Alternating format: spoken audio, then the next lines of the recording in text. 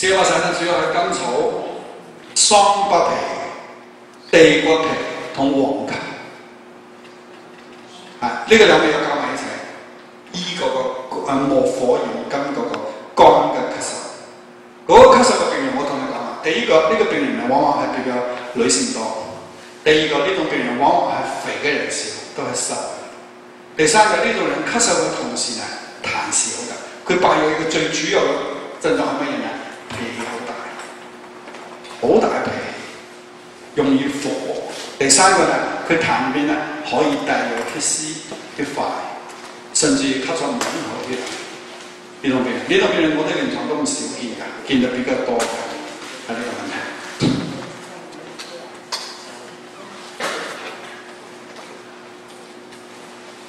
以前呢啲會唔會話當肺病？會當肺病？我聽唔明。當肺病，以前當肺病。唔係，當肺病嘅唔同。肺病嘅咳嗽，肺病周圍嘅咳嗽，肺病嘅咳嗽同我哋講嘅咳嗽有一個唔同。我哋中醫嘅術語點樣講呢？肺病嘅咳嗽我哋叫半身咳。咩叫半身咳呢？你睇你正常人咳嗽，咔咔咁樣咳係咪？肺病嘅咳嗽，佢咳唔響㗎，佢連唔到一齊㗎，佢就可以半出嚟，叫半身咳。就咁樣咳，係啦，佢咳唔出嚟㗎。但係你呢個普通嘅咳嗽係咳得好犀利，咳得好犀利，可以你講到可以日頭咳，夜晚咳，連住咳，唔係㗎，肺病嘅咳嗽半身咳，佢唔同。嗰啲咩病啊？半咳嘅定係可？半咳嗰啲呢，我哋到目前為止，咁嘅咳嗽全部係實嘅，全部係強嘅咳嗽。你講虛嘅咳嗽，我真係未講過。你嗰個叫咩？我哋嘅陰虛咳，陰虛咳肺病嘅咳嗽。OK， 我解釋啦，陰虛嘅咳嗽，一個陰虛，一個氣虛，一個陽虛。陰虛咳嗽都多見嘅。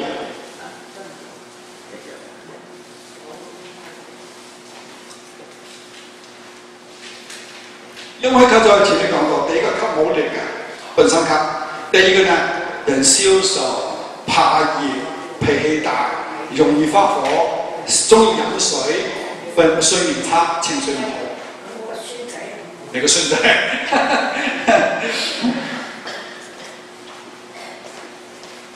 呢個咳嗽呢，我哋用異冬異母湯，呢個方法就偏補啦，偏補啊！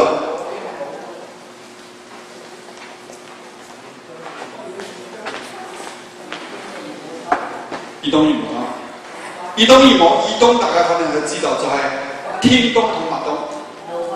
天冬同麥冬，天文冬同麥文冬，叫異冬。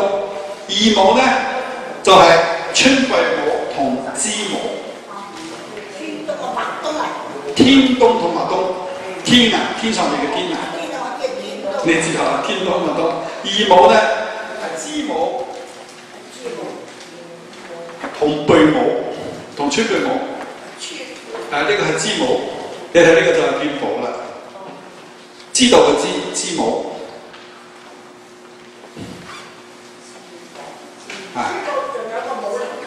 仲有一個母係川貝母啊，仲有一個母，川貝係啦，川貝。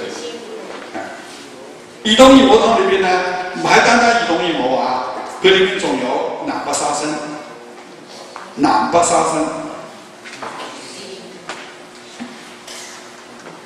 異冬異母我就唔寫啦。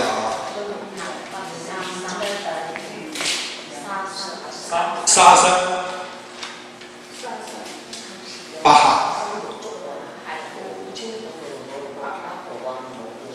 三味、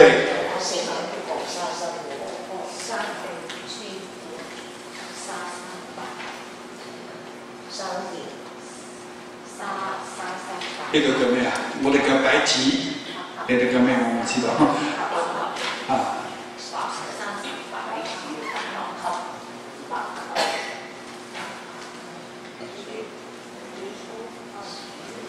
呢個叫咩啊？我唔知道廣東話點講。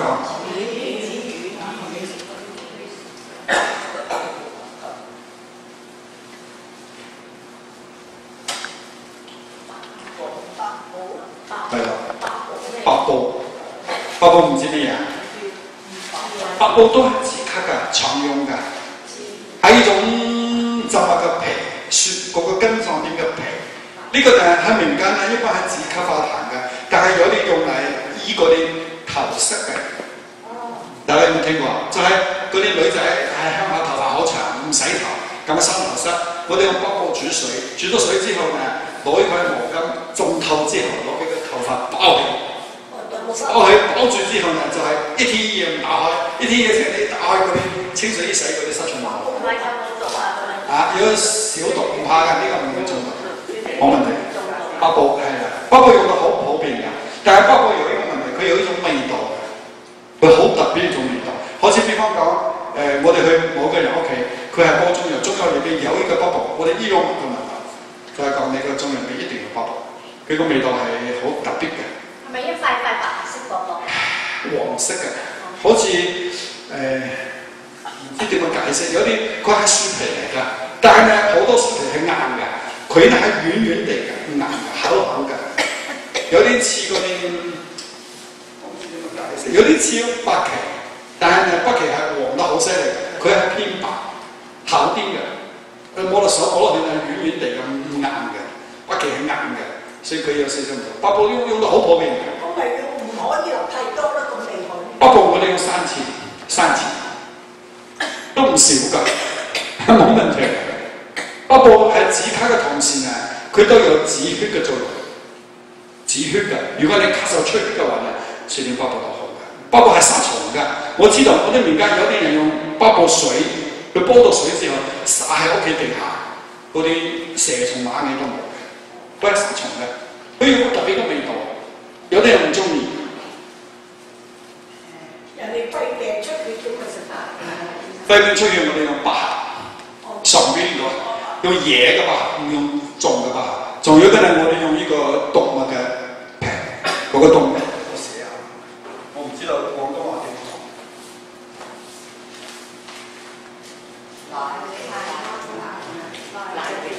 係，我哋用呢個皮呢，整成用呢種膏，整成呢種膏之後呢，俾嗰個病人食，佢可以主要係對肺病啊，對其他病冇用嘅。對肺病係止血、止咳、滋陰。要落幾度？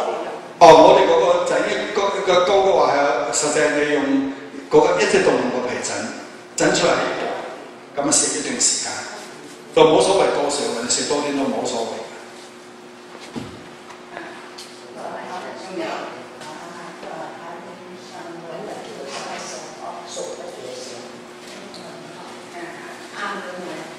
呢個係陰虛嘅，就係你哋講嘅好似肺癆嘅咳嗽，就好似呢個係呢個。請教你，嗰個沙參係屬於乜嘢性㗎？沙參，黃沙參。你講藥性啊？屬於乜嘢嘅？屬寒啦，呢個。偏寒嘅。偏寒嘅。南沙參、北沙參都偏寒嘅。所以北沙參係滋陰嘅，就偏寒嘅。南沙參係化痰瀉肺嘅，都係偏寒嘅。佢都係對熱病嘅，唔係對寒病嘅。我知道你哋好多人中意煲湯落沙參嘅，你哋落嘅沙參都係北沙參，你哋唔用南沙參嘅，我知道你哋用北沙參好多。北沙參係滋陰嘅，滋補肺腎滋陰嘅，所以呢北沙參呢，你唔好以為食多冇所謂，食多都有所謂。如果你唔係陰虛嘅病人，如果係陽虛嘅病人，食多唔好嘅。打個比方講，你哋老人家，你哋夫妻兩個，個太太呢係瘦㗎。講嘢好快嘅，動作好快嘅，走路好快嘅，呢個種人。個先生咧係肥嘅，動作好慢嘅，怕凍嘅，呢個先生都唔可以食白沙參。